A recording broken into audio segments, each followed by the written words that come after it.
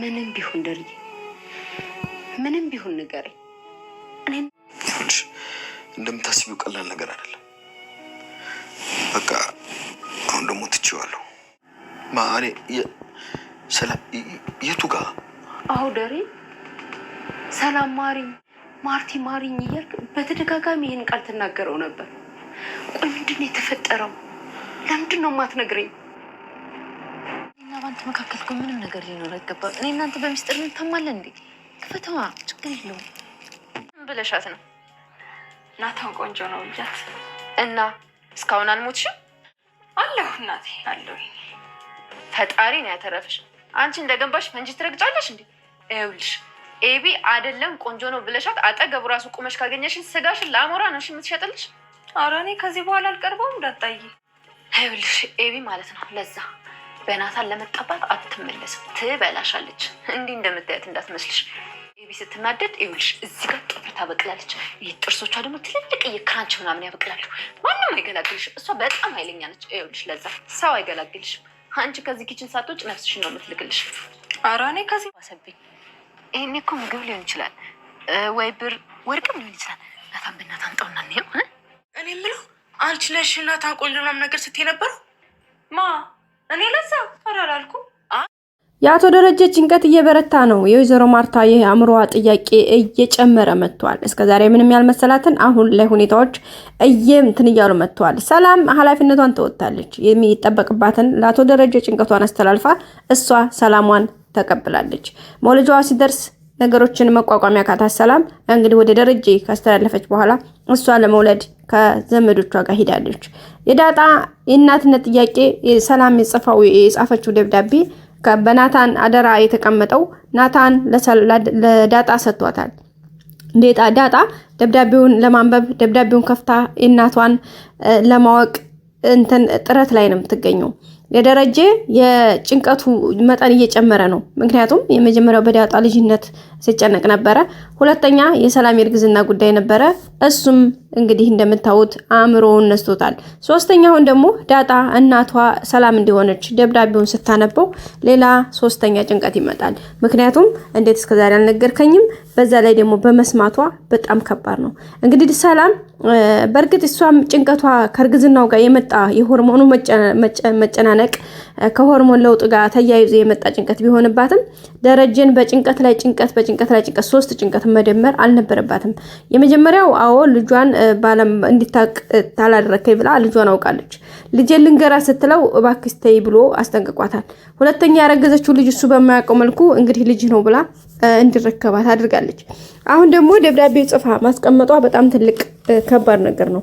ምክንያቱም ዳጣ ያንን ደብዳቤ ስትገልጽ እናቷ ሰላም እንደሆነች ስታቅ ከቤት አለመኖሯ ደግሞ ሌላ ፋውል አለው። ምክንያቱም እዙ ብትሆን ሩጣ ሂዳ ክላሷ አቅፋ አልቅሳ ስማት ብዙ ነገሮችን ባለች ነበረ።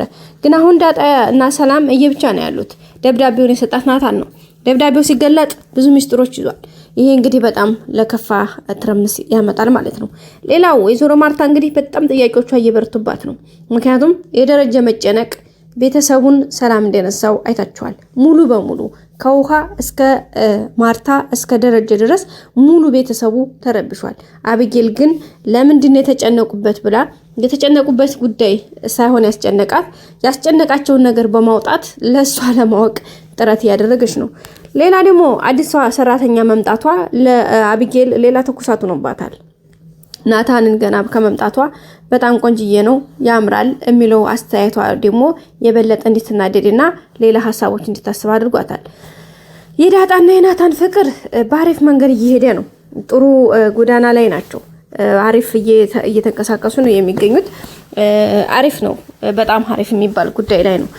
ሰላም እንግዲህ የሞልጇ ቀን ደርሶ ተቃርቦ ሁኔታዎችን እያመቻቸች ነው የምትገኘው። በቅርቡ እንግዲህ እንደ እግዚአብሔር መልካም ፈቃድ ትወልዳለች። ደግሞ ለደረጀ ሌላ ጭንቀት የሆነበት ነገር ሰላም ከወለድኩ በኋላ መለሳለሁ፣ የሁለት ልጆች እናት እንደሆንኩ አትርሳ፣ 2 ልጆች አሉኝ። ስለዚህ 2 ልጆች አሉኝ ማለት ሁለቱም ልጆች ያንተ ተዋራሾች ናቸው በማለት ሀሳብ ሰጥታለች። ደረጀ ያንቺ ገንዘብ፣ ያንቺ ንብረት፣ ያንቺ እንትን እኔ ምንም አይደለም፣ የማይገባኝም ነገር የለም፣ የማውቀው ጉዳይም የለኝም፣ ተዝጥፊልኝ አይኔ አይሽ እያላት ይገኛል። ሰላምም አይ አንተ ስላልከኝ ሳይሆን እኔ መሄድ ስላለብኝ እሄዳለሁ። ሲጀመር ደግሞ እምሄደው ለወልድ ነው እንጂ ለአንደኛ እንዳልሆነ ደግሞ አስጠንቅቄ ልነግርህ እፈልጋለሁ በማለት ጠበቅ ያለ ጥያቄ ጠበቅ ያለ እንትን ሰታ አቀብለዋለች። በዚህ መካከል ደረጀ ጭንቀቱና ሀሳቡ በጣም በርቷል። ወይዘሮ ማርታ ደግሞ በሱ ጭንቀት ምን ሆኖ ይሆን? ምንድነው የተፈጠረው? በጣም ከባድ ችግር እንደገጠመውና ጭንቀቱ በጣም የበረታ እንደሆነ ገብቷታል። ግን ደግሞ ምን ሆኖ ይሆን? ከምን አንጻር እንደዚህ ሆነ የሚለው ጥያቄዋ ደግሞ ሌላ ሀሳብ ሆኖባታል።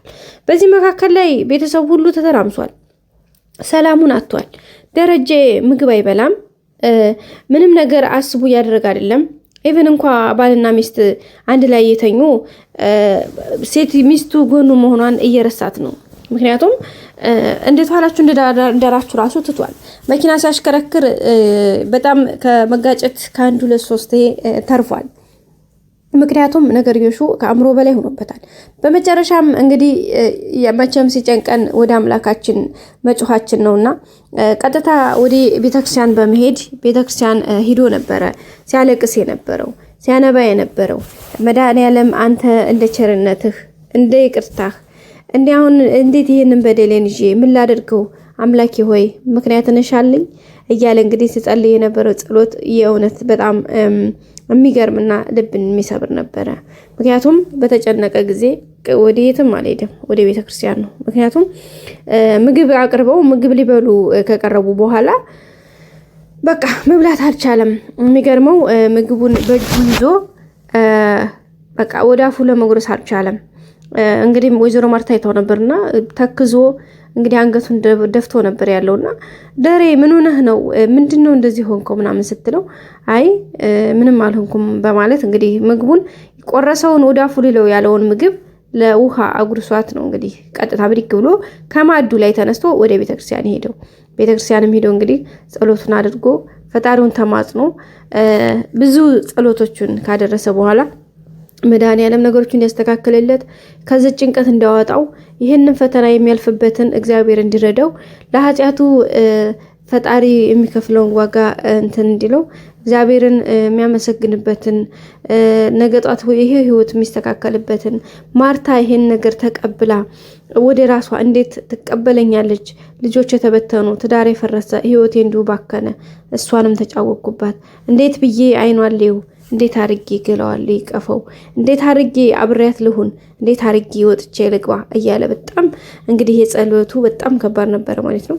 እንግዲህ ከዛም ከመጣ በኋላ በተኛም እንግዲህ ማርቲ አሁን ተታኮ ስትቃዥ ማርቲ ይቅርበኝ እያልክ ነበረ።